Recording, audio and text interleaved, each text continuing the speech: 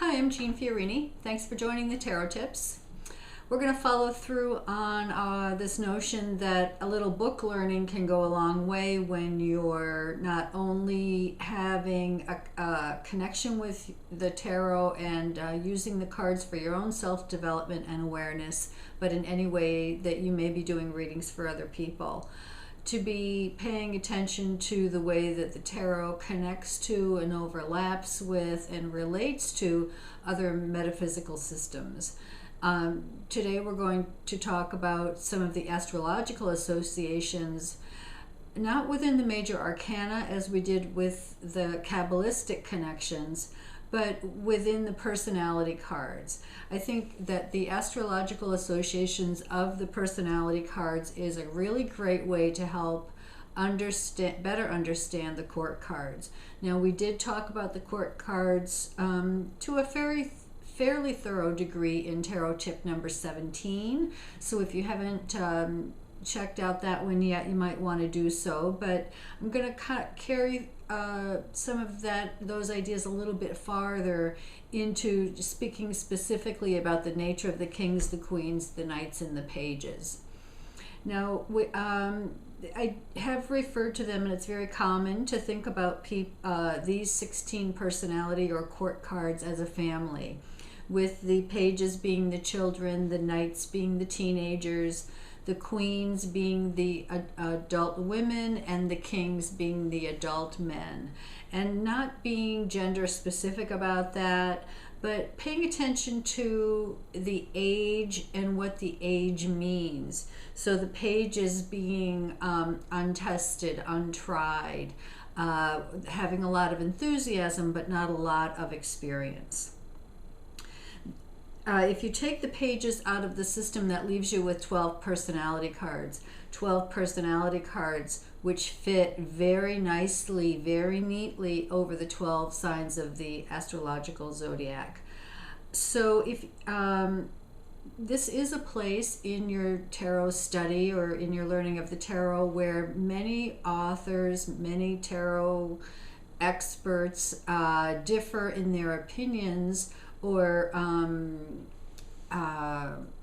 definitions of which personality cards are associated with which astrological sign.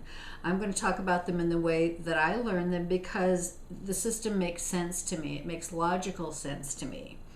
Both following through with the notion that the personality cards, like all cards in the tarot, stay true to their element. So all the fire cards are going to be associated with one of the fire signs of the zodiac. All of the air cards or the sword cards are going to be assigned or associated with one of the air signs of the zodiac, and so on. So that can be a helpful way to help define the energy of each position, of each personality card. But the other thing that's very helpful here is to, with these last remaining 12 cards, so the knights, the queens, and the kings, is to define or associate or correlate, that's a better word, correlate the knights with the mutable signs of the zodiac. So the knights are the flexible, the fluid, the changeable signs of the zodiac. The queens are associated with the fixed signs of the zodiac, and the kings are associated with the cardinal signs of the zodiac. Now, this fits, I think, very well with the temperament of each of those three ages of maturation, you could say. That teenagers have more experience than pages, but still they're in the testing the waters phase. They're in the very much changeable. I might decide, today that I want to be a rocket scientist, but tomorrow I want to be an undersea biologist. Or maybe I want to go to New York or Paris and be a painter. This is the nature of the teenage energy, to be flexible, to be fluid, to be changeable. So to assign the knights in the mutable signs of the zodiac, to me, makes a lot of sense. So the Knight of Pentacles then is Virgo, Knight of Cups is Pisces, Knight of Swords is Gemini, Knight of Wands is Sagittarius. So that doesn't mean that if somebody gets the Knight of Wands that they're talking about a person who's a Sagittarius. They're talking about somebody with Sagittarian-like qualities. So the Knights are the mutable signs of the zodiac. The Queens fit in with the fixed signs of the zodiac.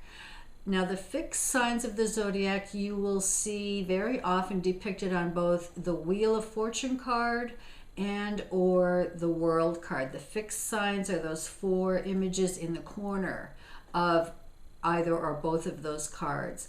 Now, the fixed signs of the zodiac can be thought of as the portals through which the energy of the element comes into our reality. So the queens as the channelers and the portals and the doorways, like the Empress being connected with the Hebrew letter Daleth, meaning door, that to be one of the fixed signs of the zodiac automatically relates or connects to a certain quality of the energy around an element. So the Queen of Pentacles is fixed earth, that's Taurus. Queen of Swords is fixed air, that's Aquarius. Queen of Cups is fixed water, and that's Scorpio. Queen of Wands is fixed fire, and that's Leo. And you will see the depictions of those 4 elements in most of world cards that can be found in your tarot deck. And so there's a restfulness, a static quality to the queens. They're very powerful. They are not less powerful than the kings, but they just hold it in a different way. Static, constant. Now the kings will take the element and exert mastery over it. So the kings can be associated with the cardinal signs. And it was very enlightening for me to learn that the very beginning days of each of the cardinal signs of the zodiac is the time of the year that ushers in a brand new season. So it's that inception idea, that force. Let's take Aries in the northern hemisphere. What is the force that makes the grass grow after being frozen all winter? That is Aries energy. That's the thing that brings the life force back into our awareness. So the King of Wands is associated with Aries. So the kings are the cardinals and the masters. King of Wands, Aries, that dynamic force that breathes new life into something.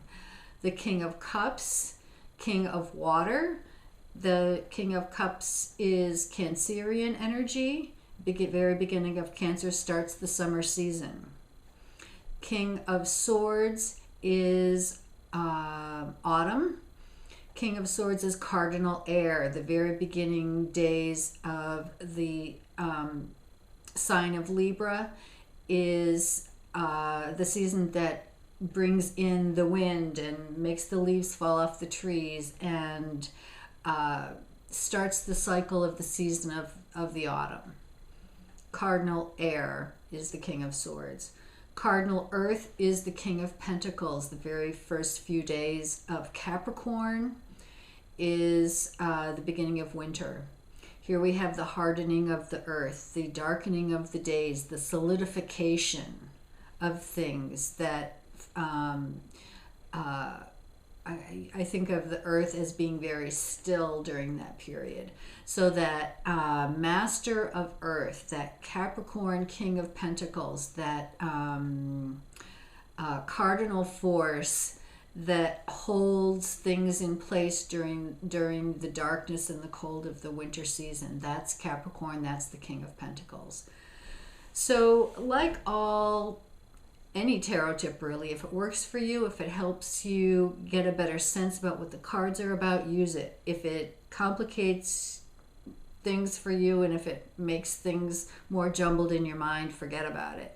You know, the purpose of these things is to help clarify and to help simplify the potentially chaotic 78 card system that we all appreciate.